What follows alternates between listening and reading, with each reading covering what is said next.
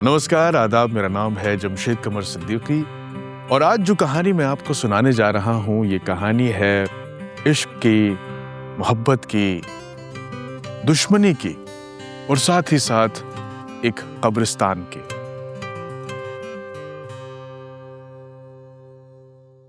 आमतौर पर जब कब्रिस्तान का जिक्र होता है तो एक दहशत सी, एक खौफ से तारी होता है जहन पर जिस कब्रिस्तान का जिक्र मैं करने जा रहा हूँ ये कब्रिस्तान यानी आसिफी कब्रिस्तान, ये शहर के बीचों बीच बना एक खूबसूरत सा कब्रिस्तान था जहाँ पर हर तरफ हरियाली थी, फूल थे और साथ ही साथ एक और ख़ास बात थी इसमें कि रात के वक्त जब अंधेरा गहरा गया होता था, जब खुशनुमा हवा के ठंडे झोंके पूरे कब्रिस्तान में सरसरा रहे होते थे, तब यहाँ एक आवाज गूंजती थी।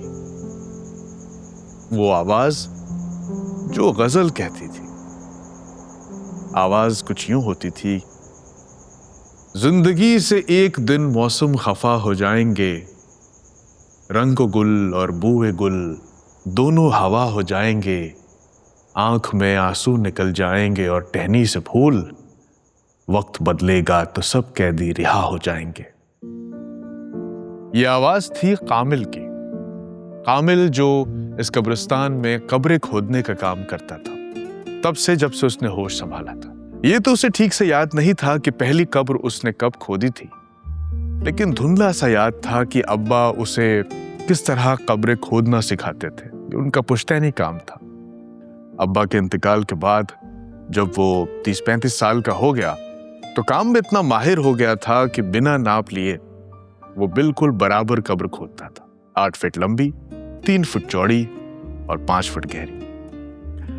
कब्रिस्तान के अंदर ही टीन और बांस से बना हुआ उसका एक छोटा सा कमरा था जिसके एक तरफ एक ताक सा बना हुआ था जिस पर एक चिराग टमटमाता रहता था। वहीं पर बैठकर वो अपनी कच्ची पक्की शायरी कहता था।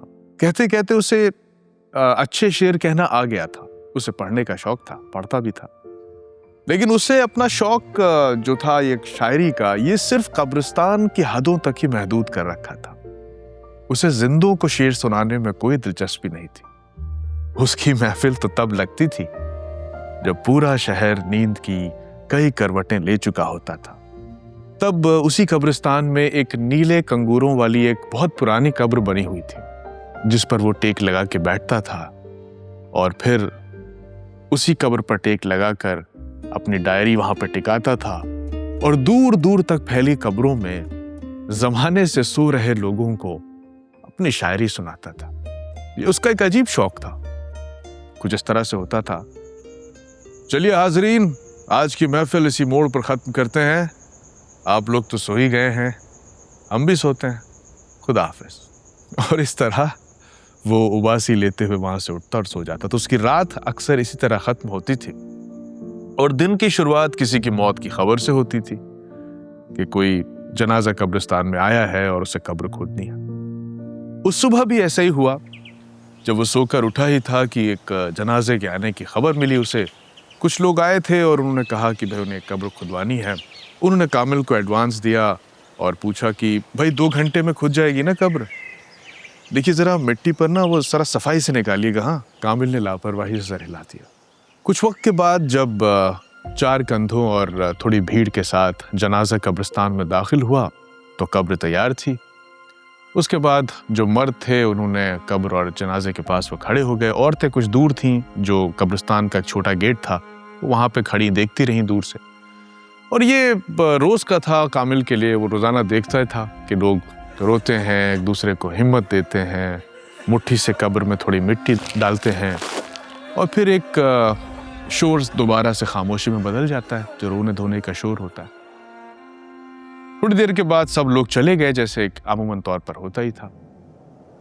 लेकिन आज कामिल ने देखा कि वो जो हरे रंग का गेट था कब्रिस्तान का कुछ दूर पर, वहां पर बादामी दुशाला ओढ़े एक चेहरा था, एक खूबसूरत चेहरा जो गेट से कब्रिस्तान के अंदर झांकता रहता था। वो आंखें खूबसूरत थीं। वो कौन थी पता नहीं, पर कामिल ने उसे पहली बार नहीं देखा था। वो अक्सर उस गेट पर आती थी। खैर, उस दिन भी कामिल ने अपने काम में वो मसरूफ हो गया। कुछ दिन और गुजर गए। रात का चांद फिर से आसफी कब्रिस्तान के आसमान पर हाजिरी लगाने आ गया था। चांदनी दूर दूर तक फैली थी, जिससे अंधेरा धुंधला रहा था। कामिल आज भी उसी नीले कंगूरों वाली कब्र पर अपनी डायरी रखकर, उसी कब्र से टेक लगाकर कब्र में सोए लोगों को अपनी शायरी सुना रहा था। कल से आज तक में 2 नए सुनने वाले आ गए थे इस महफिल पर, यानी 2 नई कब्रें थी। उसने कहा, जो लोग मौत को जालिम करार देते हैं, मुलाजा फरमाइए, भाई पीछे वालों को आवाज आ रही है? सुनिए। तो जो लोग मौत को जालिम करार देते हैं, खुदा मिलाए उन्हें जिंदगी के मारों से। कामिल को शायरी और कब्र खोदने की सलाहियत दोनों अपने अब्बा से विरासत में मिली थी। वो भी एक मशहूर शायर थे। हालांकि उनकी पूरी जिंदगी में किसी ने कभी उन्हें किसी बड़ी अदबी महफिल में किसी स्टेज पर नहीं देखा था। उन्हीं से कामिल ने शायरी भी सीखी थी और कब्र खोदना भी। जब उनका इंतकाल हुआ तो उनके बाद कामिल ने कब्रिस्तान में कब्रें खोदने की जिम्मेदारी उठा ली, और क्योंकि शायरी उसके खून में थी तो वो खाली वक्त में शायरी कहता था, किताबें पढ़ता था, और धीरे धीरे उसके शेर बेहतर होते गए। बहरहाल, कब्रिस्तान में 2 गेट थे। एक तो मैंने बताया आपको, एक छोटा गेट था, हरी सलाखों वाला छोटा गेट, और एक बाहर वाला गेट, बड़ा गेट। तो जो बड़ा वाला गेट था, उसके किनारे चौकीदार स्टूल पर बैठा अखबार पढ़ता रहता था। और बड़े गेट से कुछ अंदर जब आप आएंगे 100-150 मीटर तक, तो दोनों तरफ हरियाली का रास्ता था, और फिर एक हरी सलाखों वाला छोटा गेट था जहां से कब्रिस्तान शुरू होता था। तो औरतों को इस हरी सलाखों वाले गेट तक ही आने की इजाजत थी, इसके आगे वो नहीं आ सकती थी, यानी कब्रिस्तान के अंदर नहीं आ सकती थी। तो उस गेट से कामिल को कई दिनों से वो बड़ी बड़ी आंखों और खूबसूरत बादामी दुशाला ओढ़े हुए एक चेहरा दिखता रहता था। इत्तेफाक से वो चेहरा आज भी था। सुनिए, एक शाम जब वो कब्र खोद रहा था तो एक आवाज से वो चौंक गया। उसने पलट कर देखा तो गेट पर वही लड़की थी। खूबसूरत आंखें जो हर वक्त उसे हर एक गेट के पास से कामिल को देखती थी। नाजुक चेहरा, पतली नाक, गालों पर हल्का सा मेकअप भी। जी, आप ही से कह रही हूं। कामिल फावड़ा किनारे रखकर पतलून के मुड़े हुए पायचे नीचे करके उसके पास पहुंचा। वो किसी अमीर घर की लग रही थी। जी फरमाइए, उसने हाथ झाड़ते हुए कहा। तो वो बोली, ये रात के वक्त यहां से शायरी की कुछ आवाज आती है, कौन पढ़ता है? कामिल बेरुखी से बोला, पता नहीं, मुझे नहीं मालूम, कहते हुए वो वापस जाने लगा। अब सुनिए, मैं भी शायरी की कदरदान हूँ। मेरे भी वालिद साहब शायर थे। उनका नाम शायद आपने सुना होगा, मिर्जा वकार जमाली। ये नाम सुनते ही कामिल ठहर गया। इस नाम में कुछ था कि उसकी कसी हुई मुट्ठियां कांपने लगीं और आंखों के टोरे सुर्ख हो गए। वो पलटा और आहिस्ता कदम उसकी तरफ बढ़ते हुए वो इतने करीब आ गया कि वो कुछ डर कर कुछ कदम पीछे हटे। और फिर कामिल ने कहा, मिर्जा वकार जमाली, तुम उनकी बेटी हो? उसने हाँ में सर हिलाया। वही मिर्जा जिनके लिए हम गरीब लोग, कब्र खोदने वाले लोग इस समाज की गंदगी है। लड़की का चेहरा संजीदा हो गया।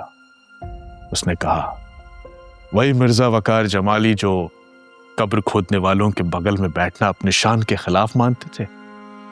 माफ कीजिए, आपने कहा आपके वालिद साहब शायर हैं। वो शायर नहीं है, क्योंकि शायरी तो इंसान करते हैं, और आपके वालिद साहब इंसान की बराबरी में यकीन नहीं रखते।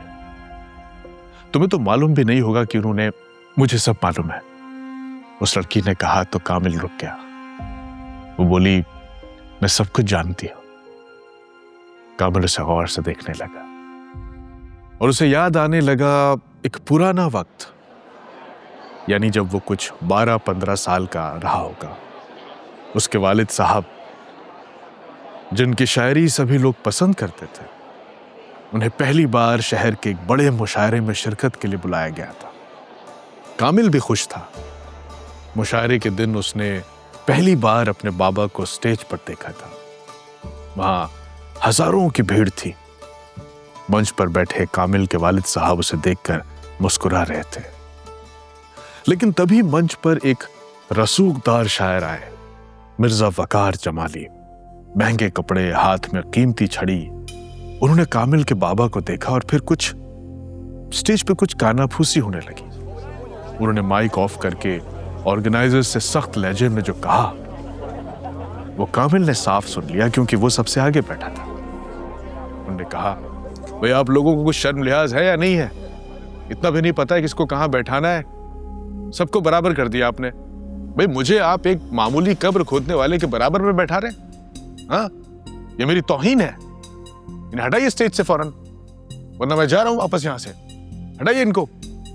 अब क्योंकि मिर्जा वकार जमाली ही मुशायरे के फाइनेंसर थे, लिहाजा फौरन कामिल के वालिद साहब को स्टेज से उतर जाने के लिए कहा गया। हजारों की भीड़ के सामने तो वो जिल्लत कामिल को आज भी याद थी। अब तो वालिद साहब का इंतकाल हो गया था, पर वो अब भी उस एक एक बात को याद किए था। कामिल उन चुपती हुई यादों से बाहर आया तो सामने वही मोहतरमा खड़ी थी जो बता रही थी कि मिर्जा जमाली की वो बेटी है। कहने लगी, देखिए मेरा नाम महविश हयात है, लेकिन मैं यहां मिर्जा वकार जमाली की बेटी की हैसियत से नहीं आया। मैं आपकी शायरी की कदरदान हूं, उस हैसियत से आया। जब मैं रात को इस कब्रिस्तान के पास से गुजरती हूं तो मैं आपकी शायरी सुनती हूं। मैंने कई बार सुना। मुझे लगा कि आप बहुत कमाल के शायर हैं। देखिए मुझे किसी की कदर की जरूरत नहीं है। कामिल ने उसकी बात काटते हुए कहा। वो बोली, जरूरत है, बिल्कुल है। आपकी शायरी बहुत खूबसूरत है। उसे इस कब्रिस्तान तक महदूद मत कीजिए, दुनिया के सामने लाइए, सुनाइए। अब सुनिए, रुक जाइए, सुनिए। कामिल चलने लगा था और वो उसे पुकारती रही। कुछ आगे जाकर कामिल रुका। उसने पलट कर कहा, महविश, जिस तरह तुम उस दरवाजे के इस तरफ नहीं आ सकती, मेरी शायरी दरवाजे के उस तरफ नहीं जा सकती। कहते हुए वो वापस उस आधी खुदी हुई कब्र के करीब पहुंचा और फावड़े से मिट्टी उछालने लगा। उस रात कब्रिस्तान में ऐसी खामोशी थी जैसी पहले कभी नहीं हुई। कामिल आज भी उसी नीले कंगूरों वाली कब्र पर टेक लगाए अपनी डायरी लेकर बैठा था, लेकिन उसने आज कोई शेर नहीं सुनाया। न जाने क्यों उसे लगने लगा था कि कब्रिस्तान की इन 742 कब्रों के अलावा कोई और भी है जो उसकी शायरी सुन रहा है, और इसकी उसे आदत नहीं थी। महविश का चेहरा हालांकि उसकी आंखों में घूम रहा था, वो पसोपेश में था। उस वाकये के बाद भी कई बार उसने महविश को उसी गेट के पास खड़ा हुआ देखा था।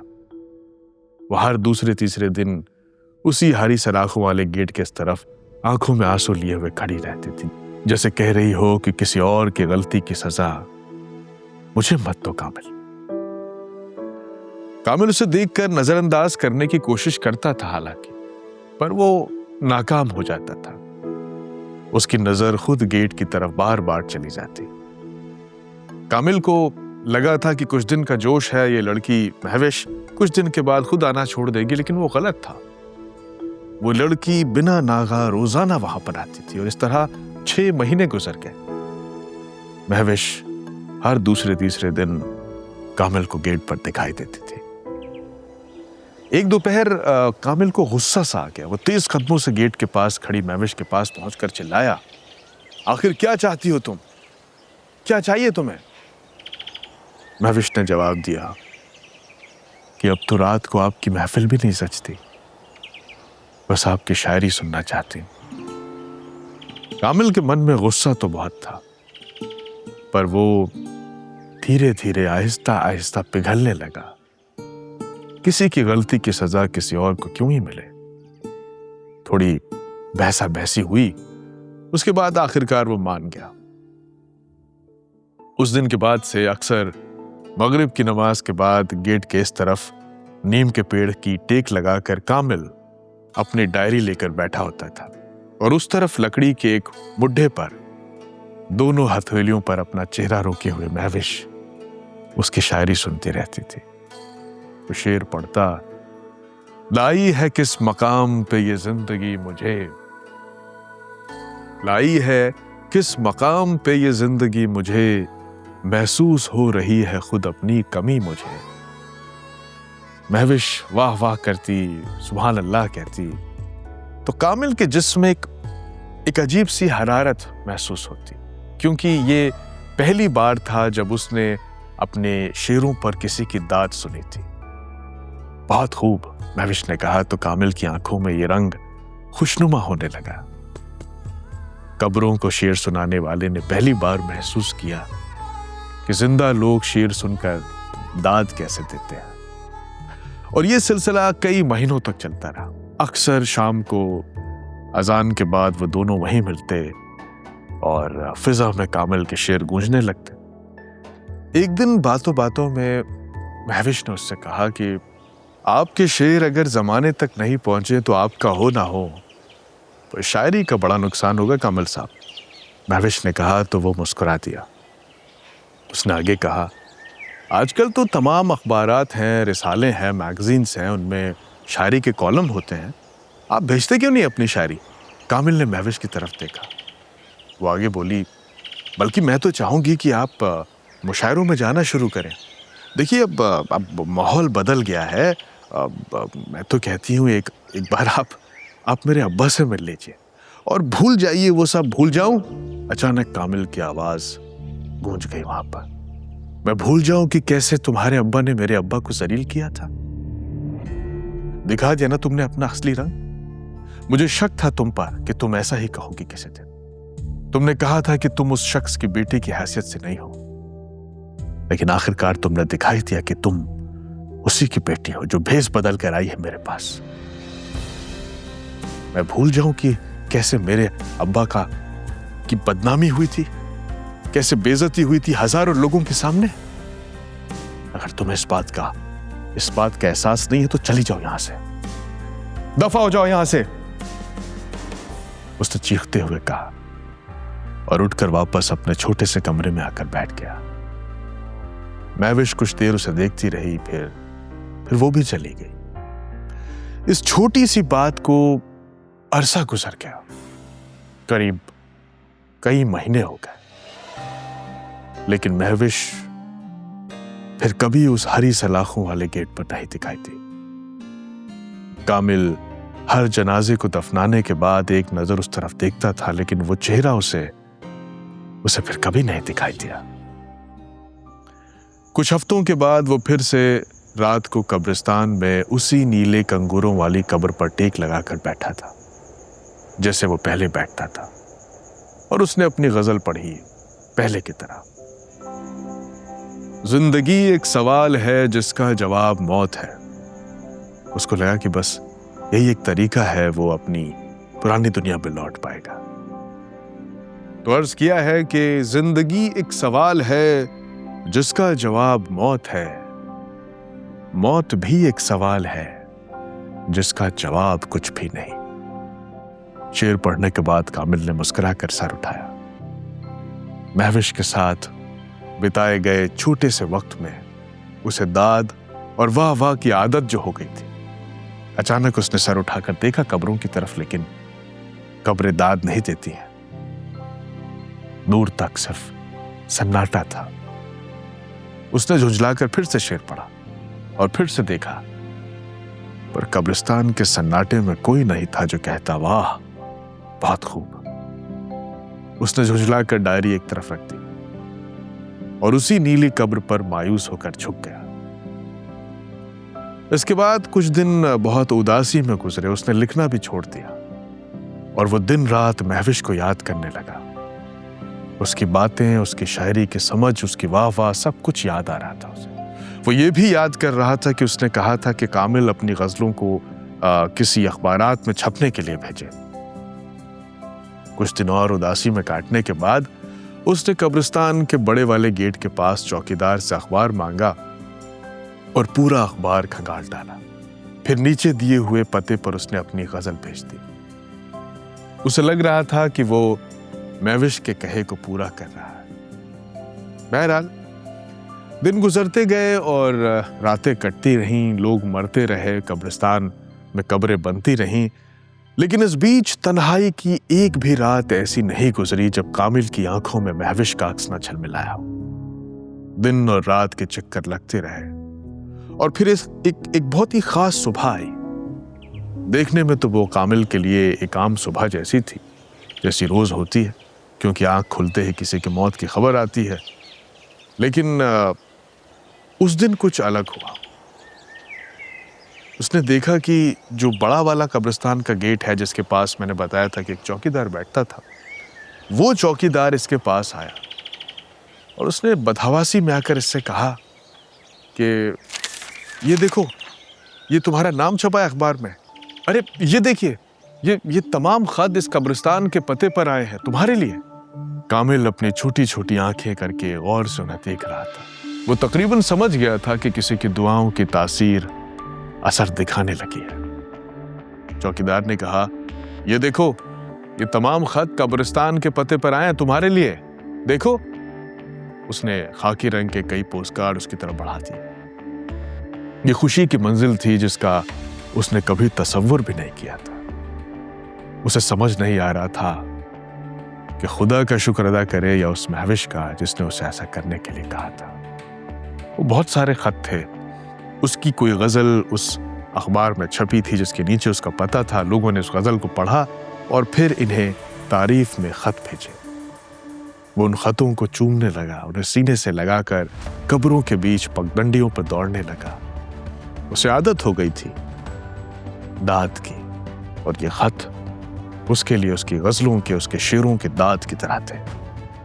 उसने तय किया कि अब वो महविश हयात से एक बार और मिलेगा और उसे शुक्रिया कहेगा।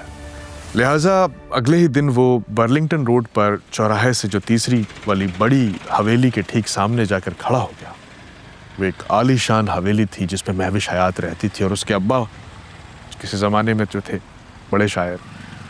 उसने देखा कि वो एक बहुत ही आलीशान हवेली थी जिस पर पत्थर की नक्काशी थी। एक बड़ा सा गेट था जिसे गाड़ियों के अंदर बाहर होने पर दो लाल वर्दी पहने सिपाही खोलते थे। वो अंदर पहुंचा। रिसेप्शन पर ऐसे कोई बैठा हुआ दिखाई दिया, एक साहब जिनकी बड़ी बड़ी मूछें थीं। इन्होंने कहा, वो महविश जी। काउंटर के पीछे बैठे मूछों वाले शख्स की रौबदार आवाज से कामिल कांप गया। वो वकार साहब से मिलना है। उसने नाम बदल दिया, हालांकि मिलने वो महविश से आया था। खैर, कामिल ने जब ये कहा तो वो शख्स बोला, साहब तो बाहर गए हुए हैं, अगले हफ्ते लौटेंगे। कामिल ने अपनी पूरी हिम्मत बटोर कर फिर से कहा, अच्छा, वो उनकी बेटी महविश हयात, उनसे मुलाकात हो सकती है क्या? दरअसल कुछ दिन पहले मेरी उनसे मुलाकात हुई थी। तो क्या क्या क्या बकवास कर रहे हैं आप? ये वो लाल वर्दी वाला शख्स चौंक कर खड़ा हो गया। महविश हयात आपसे मिली कुछ दिन पहले? क्या बोल रहे हो भाई? कामिल ने कहा, जी मैं सच बोल रहा हूं। अरे दिमाग तो ठीक है आपका? क्यों? कामिल ने पूछा तो वो आदमी बोला, महविश मैडम का इंतकाल हुए तो 8 साल हो चुके हैं। कामिल को जैसे बिजली का जोरदार झटका सा लगा। उस शख्स के लफ्ज देर तक कामिल के कानों में गूंजते रहे। 8 साल हो चुके हैं। 8 साल? क्या? उसका सर चकराने लगा, जैसे किसी ने उसके जिस्म से सारा खून निकाल लिया था। वो मेज की टेक लेकर खड़ा हो गया और महविश से उन सारी मुलाकातों को याद करने लगा, किसी तेज रफ्तार ट्रेन की तरह। वो मुलाकातें उसके सामने से किसी ट्रेन की तरह गुजरने लगी। उसका गला सूखने लगा और वो और ज्यादा हैरान हुआ जब उसे बताया गया कि महविश को उसी आसिफी कब्रिस्तान में ही दफनाया गया था जहां वो रहता है। ये बात तो वो जानता ही नहीं था। ये सब कैसे हुआ, वो बहुत हैरान था। थोड़ी देर के बाद वो लड़खड़ाते हुए बदहवास कदमों से अपने कब्रिस्तान में लौटा और तमाम कब्रों पर जो सूखे हुए पत्ते थे उन्हें हटाकर देखने लगा। वो उन कब्रों पर नाम पढ़ने की कोशिश कर रहा था। उसकी सांसें फूल रही थी। वो पागल की तरह हर कब्र के पत्थर पढ़े जा रहा था। बदहवास से कामिल अचानक थक कर उसी नीली कंगूरों वाली कब्र के सामने ठहर गया जिस पर अपनी किताब रखकर वो टेक लगाकर कब्रिस्तान में शायरी करता था। अचानक उसने देखा कि उसी नीले कंगूरों वाली कब्र पर लगे पत्थर पर लिखा था, महविश हयात। तो यानी इतने सालों तक वो महविश की कब्र से ही टेक लगाकर कब्रों को शायरी सुना रहा था। कामिल के हाथ से वो खत फिसल गए और वो नीले कंगूरों वाली उसी कब्र पर बिखर गए। उस कब्र पर झुक गया और बेतहाशा रोने लगा। हवा के झोंकों से पत्तों की सरसराहट बढ़ गई थी। आज कब्रिस्तान की खामोशी नई नई सी लग रही थी।